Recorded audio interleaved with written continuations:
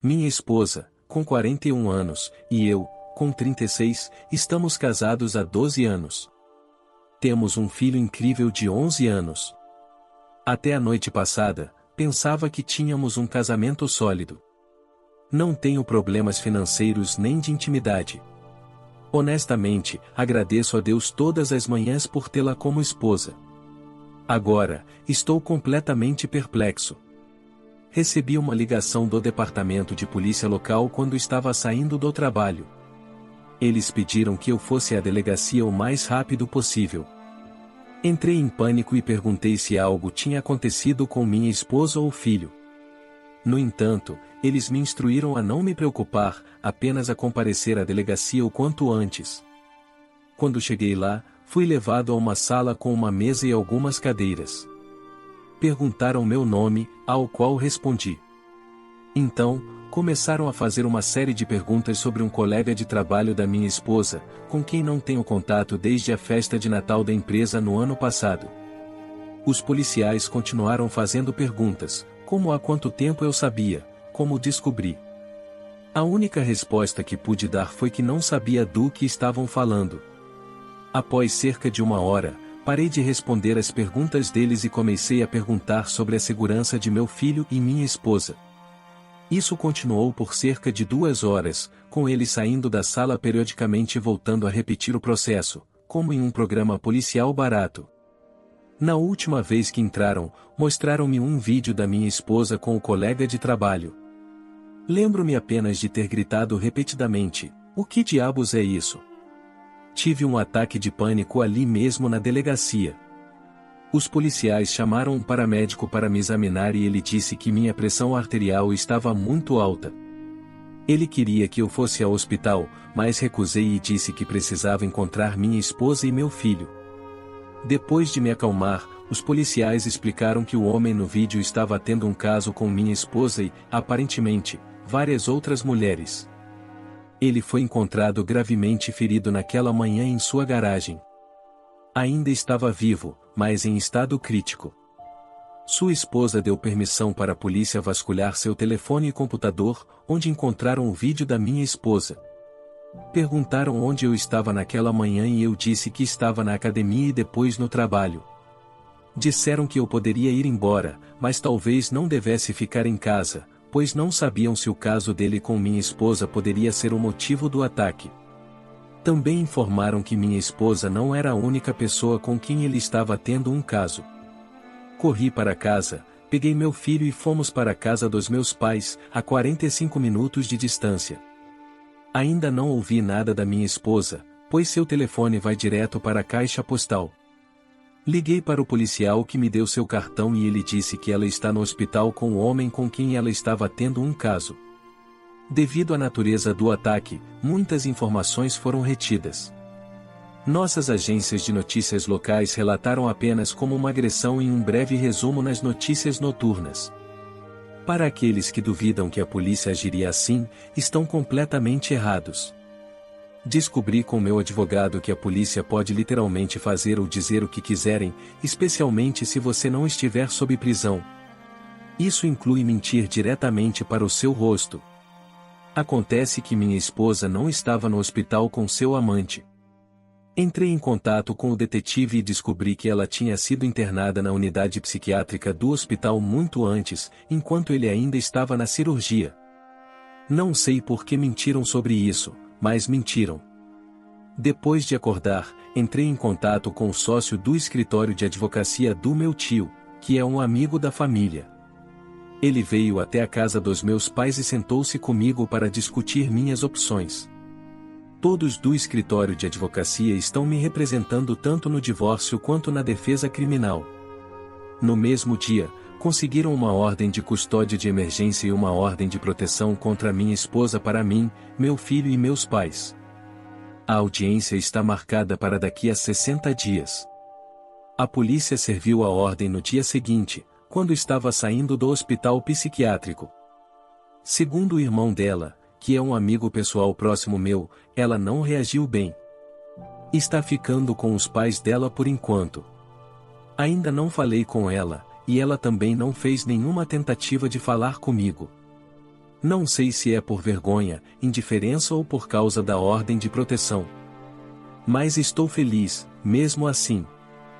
Minha esposa não é a pessoa que eu pensava que fosse, e estou envergonhado por não ter percebido antes. Tive que contar ao meu filho, então decidi dizer a verdade de maneira adequada à idade. Literalmente, as primeiras palavras dele foram: por favor, não deixe mamãe me levar embora. Perguntei-lhe por que ele diria isso, e pelo que ele me contou, minha esposa tem tratado ele muito mal quando eu não estava por perto. Disse a ele que se contasse para mim, ela o levaria embora, e ele nunca mais me veria. Ela tem causado angústia emocional em nosso filho, e eu fui completamente cego para isso. Isso me afetou mais do que o vídeo, para ser honesto. Relatei ao advogado o que meu filho disse, e ele utilizou a declaração dele, o estado mental dela e a internação para obter a custódia de emergência. Entrei em contato com a escola dele para obter recursos de terapia, e ele começará a terapia após o ano novo. Sinto-me como o pior pai que já existiu neste momento. Quanto às nossas famílias, os pais dela entraram em contato comigo na terça-feira e pediram para nos visitar. Eu ainda estava na casa dos meus pais na época e disse a eles que podiam vir, mas que ela não era permitida em nenhum lugar perto de nós. Eles concordaram. Estavam tão arrependidos, e a pobre mãe dela não parou de chorar o tempo todo que esteve conosco. Seu pai estava desolado. Ambos disseram que sentiam que algo estava acontecendo com ela e que não a criaram para ser assim. Nos abraçamos e choramos antes de eles partirem, e eu disse a eles que sempre farão parte de nossas vidas, não importa o que aconteça com o divórcio. Depois do que meu filho me contou, a visita deles foi a parte mais difícil de todo o nosso sofrimento. Meus advogados têm feito um trabalho incrível até agora. Eles descobriram que o homem com quem minha esposa estava se relacionando tem um extenso histórico criminal. Um dos advogados me informou que, quando foram imprimir o primeiro registro de prisão do sujeito, a impressora funcionou por 5 minutos seguidos. De acordo com o que puderam descobrir, ele está atualmente em liberdade condicional por crimes relacionados a drogas e teve afiliações com gangues no passado. Ele ainda está vivo, mas em estado crítico e ainda pode não sobreviver. O escritório tem um investigador que entrou em contato com o colega de trabalho que levou minha esposa para o hospital. O colega informou que o caso de minha esposa era um segredo aberto no escritório. Meus advogados acham que foi assim que a polícia descobriu quem eu era e quem era minha esposa no vídeo. Existem várias fotos da festa de Natal do ano passado no trabalho dela, e minha esposa e eu estamos em várias delas. É assim que estou neste momento, nessa situação toda. Estou apenas triste, ainda perdido e despedaçado. Quanto tempo dura essa tristeza? E tem alguma maneira de superar esse sentimento mais rápido? Como em um sonho, tudo o que acabei de dizer parece que está acontecendo com outra pessoa. Meu filho está muito melhor. Ele começou a terapia na primeira semana de janeiro, e a diferença já é perceptível. Perguntei a ele se sentia confortável comigo falando com a terapeuta dele, e ele disse que sim. Então, tive algumas conversas com ela. Segundo a terapeuta, minha futura esposa verbal e emocionalmente manipulava nosso filho sempre que estavam sozinhos juntos. Ele não podia fazer barulho ou incomodá-la de qualquer maneira. Quando estava em casa, ela o deixava sozinho por horas a fio e até mesmo durante a noite se eu estivesse fora da cidade. Ela então o ameaçava, dizendo que ele seria levado embora e nunca mais me veria se contasse para mim ou para qualquer outra pessoa. A terapeuta disse que isso o fez sentir-se impotente e dependente em uma época de seu desenvolvimento em que deveria estar se sentindo capacitado e autossuficiente. Com isso em mente, comprei um celular para ele e o ajudei a memorizar os números de telefone dos membros da família e tantos endereços relevantes quanto possível. Também tenho ensinado a ele noções de consciência situacional para prestar atenção aos nomes das ruas e como ler endereços dos prédios. Também fizemos simulações de como pedir ajuda às pessoas e como explicar claramente para estranhos que ele está em perigo e não se sente seguro. Sei que isso pode parecer bobo, mas meu filho pode ser um pouco introvertido e tímido quando não se sente confortável. Mesmo que tenhamos começado isso apenas algumas semanas, consigo ver que está realmente aumentando sua confiança. Qualquer sugestão sobre como continuar a desenvolver sua autonomia seria realmente útil. Sua segurança e bem-estar ainda são minha principal preocupação no momento. Quanto a mim, estou indo tão bem quanto o esperado. Comecei a terapia por volta do mesmo tempo que meu filho, embora não fale com meu terapeuta tanto quanto ele. Tem me ajudado a poder falar sobre meus pensamentos e sentimentos sobre tudo o que aconteceu conosco e com nossa família. A tristeza se foi, mas foi substituída por uma bola de fogo de raiva no fundo do meu estômago sempre que penso na minha futura ex-esposa e no que ela colocou em nossa família. Engraçado o suficiente, embora eu odeie sentir raiva, é muito mais fácil lidar com ela do que com a tristeza. Meu terapeuta diz que isso faz parte do processo de luto, e não é como nos sentimos, mas como canalizamos essas emoções, é o que importa. Quanto à minha situação legal, bem, vou ser sincero, é a coisa mais assustadora que já enfrentei na vida. Foi concedida a guarda temporária total e pensão alimentícia, o que eu não queria, mas meu advogado praticamente exigiu que pedíssemos, assim como a continuação da ordem de proteção para mim e meu filho. A pedido de uma audiência para uma ordem, a qual nem minha esposa nem seu advogado compareceram, o juiz perguntou se permitiria visitas supervisionadas, mas meu filho se recusou, então meu advogado me disse para levá-lo junto. O juiz perguntou ao meu filho se ele falaria com ele sozinho, e ele concordou. O juiz, o estenógrafo e um oficial de bem-estar da criança foram para o gabinete com meu filho e conversaram por cerca de 10 minutos. Depois da reunião deles, o magistrado concedeu as medidas temporárias e prescreveu terapia e avaliação psicológica para meu filho. Felizmente, o terapeuta com quem ele está consultando está de alguma forma afiliado ou credenciado para trabalhar com os tribunais, então ele não precisará buscar outro terapeuta. Meu advogado disse que isso é uma vantagem, pois significa que seu terapeuta pode fornecer uma recomendação para a guarda. No entanto, ainda estou apreensivo com a possibilidade dela obter a guarda, dada sua conduta anterior. Quanto ao amante, não possuo muitas informações além do que meus advogados apurara, ele está vivo, mas ainda hospitalizado. Não recebi atualizações da polícia desde minha entrevista inicial. Então, não há novidades a relatar. Quanto à minha futura ex-esposa, ainda não a vi desde o dia em que fui interrogado. Até quinta-feira, ela tentou entrar em contato comigo algumas vezes, mas optei por não atender. Quando ela ligou de outro número, desliguei imediatamente. Não tenho nada a dizer a ela e não desejo ouvir o que ela tem a dizer para mim. O advogado dela solicitou uma audiência preliminar para nossa mediação designada pelo tribunal. Ela foi notificada na segunda semana de janeiro e compareceu com seu advogado. Sei que isso pode parecer mesquinho, mas mesmo com a máscara, ela aparentava estar mal. Minha futura ex-esposa sempre foi uma mulher atraente e atlética. Juro que em nossas fotos juntos, ela parecia uma modelo. No entanto, agora, ela perdeu tanto peso que é perturbador. Ela parecia doente e frágil, mal olhando para mim durante a maior parte da reunião. Em suma, as demandas apresentadas foram ridículas. Eles desejavam visitas durante os procedimentos de divórcio e guarda compartilhada. Depois, queriam que abandonássemos as ordens de proteção, e ela deseja coabitar até que o divórcio seja finalizado. Não estou brincando, depois de tudo isso, ela deseja viver na mesma casa.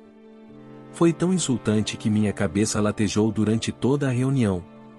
No entanto, tudo valeu a pena pela grande revelação que fizemos ao advogado dela. Seu advogado perguntou como deveríamos lidar com a descoberta para a divisão de bens, ao que meu advogado ficou chocado e disse que a divisão de bens já estava estabelecida no acordo pré-nupcial. A expressão do advogado dela foi impagável, pois ela não tinha informado seu advogado sobre o acordo pré-nupcial. Meu falecido tio, que foi o sócio fundador do escritório de advocacia que utilizo, redigiu esse acordo. Ele inclusive contratou um advogado para revisá-lo antes de nos casarmos. Segundo meu advogado, é uma obra-prima, pois nunca misturamos nossas finanças. A casa em que vivemos foi um presente para mim de meu tio antes do casamento. Todas as contas de serviços públicos e seguros estão em meu nome, assim como todos os veículos estão registrados apenas em meu nome. Nunca assumimos dívidas um para o outro. Temos uma conta poupança compartilhada para despesas domésticas e um fundo de emergência, dos quais ela já esgotou a maior parte. O acordo pré-nupcial estabelece que todos os bens e dívidas matrimoniais devem ser divididos igualmente, e a propriedade de todos os ativos intangíveis e dívidas pessoais reverterá para o indivíduo que os acumulou. A cláusula de adultério simplesmente afirma que concordamos que se qualquer uma das partes for pega ou admitir ter cometido adultério, perderá o direito a qualquer forma de pensão alimentícia conjugal. Há muito mais detalhes, mas meu advogado garante que tentar invalidar esse acordo pré-nupcial será praticamente impossível, pois é o mais justo que ele já leu. A última solicitação do advogado dela foi o que realmente me surpreendeu. Ele pediu que adiássemos a mediação oficial por 6 meses, enquanto minha ex-esposa fica em uma clínica de reabilitação para tratamento de uso de substâncias. Conversei com meu advogado, e ele disse que discutiríamos isso e voltaríamos com nossa decisão. Antes de sairmos, minha futura ex-esposa falou literalmente pela primeira vez e me pediu para ler uma carta que ela havia escrito para mim. Meu advogado me alertou sobre possíveis armadilhas, mas decidi aceitar. Quando cheguei em casa, agora eu gostaria de não ter lido. A carta começou com todos aqueles clichês de traição dos quais todos me avisaram: eu te amo, eu amo nossa família. Ela admitiu ter maltratado nosso filho e se odiava por isso. Ela expressou seu desejo de reconstruir nossa família, mas explicou que começou a abusar de medicamentos após uma cirurgia importante cerca de 2 anos atrás. Eventualmente, começou a comprá-los de algumas pessoas com quem trabalhava, incluindo seu amante. Ele se tornou seu fornecedor principal, e quando ficou sem dinheiro, começou a dormir com ele para compensar a diferença. Ela disse que escondeu isso de mim porque tinha medo de que eu a fizesse parar, e que não conseguia se sentir bem sem os medicamentos. Ela afirmou que ele não significava nada além de uma fonte de droga para ela, e que se odiava por fazer o que fez, tanto consigo mesma quanto conosco. Agora, ela diz que entende quão terrível foi o que fez e quer melhorar pela nossa família. Ela me pediu pelo menos para dar-lhe algum tempo para provar que quer isso. No entanto, quero deixar registrado que nunca mais voltarei com minha esposa. Nosso casamento acabou no momento em que ela me traiu e abusou de nosso filho. Mas onde eu estava enquanto tudo isso acontecia? Sinto-me ingênuo e idiota. Como devo abordar isso daqui para frente? Estou apenas dispensando-a ou ainda estou justificado em me sentir traído? Sinto-me um fracasso como marido e pai agora. Quero dizer que não sinto mais nada por ela além de raiva e ressentimento, mas sei que ela não tem mais o benefício da dúvida, e não posso arriscar mais o bem-estar do meu filho por ela. Ela precisa enfrentar isso sozinha.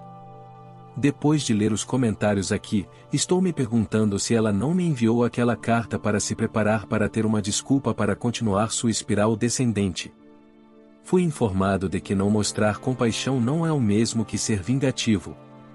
Preciso internalizar isso. Deixá-la cair não é o mesmo que chutá-la quando ela está no chão. Ela me colocou em uma situação impossível de ajudá-la. Não posso arriscar meu filho se sentir traído por mim. Ainda estou seguindo com o divórcio, mas posso entrar em contato com a clínica de tratamento dela para ver se consigo apoiá-la à distância. Quero apoiá-la como ser humano e pelo amor que realmente compartilhamos em algum momento, mas meu filho é minha prioridade agora. Além disso, meu advogado estava pronto para abrir a champanhe quando li para ele a nota dela. Ele disse que é uma admissão de dependência não tratada, o que praticamente me garante a guarda total. Aquela última carta foi uma jogada emocional. Ela sabe que estragou tudo e que isso pode deixá-la sem nada. A história de hoje chegou ao fim. Não se esqueça de comentar qual lição você tirou dela. Também deixe um like no vídeo, e se inscreva para não perder os próximos vídeos. E se você quer conhecer o final da história do homem que foi demitido porque gritou com a filha do chefe, mas depois viu a justiça sendo feita para o seu lado, clica no vídeo que está aparecendo aí na tela. Te vejo nessa história, grande abraço.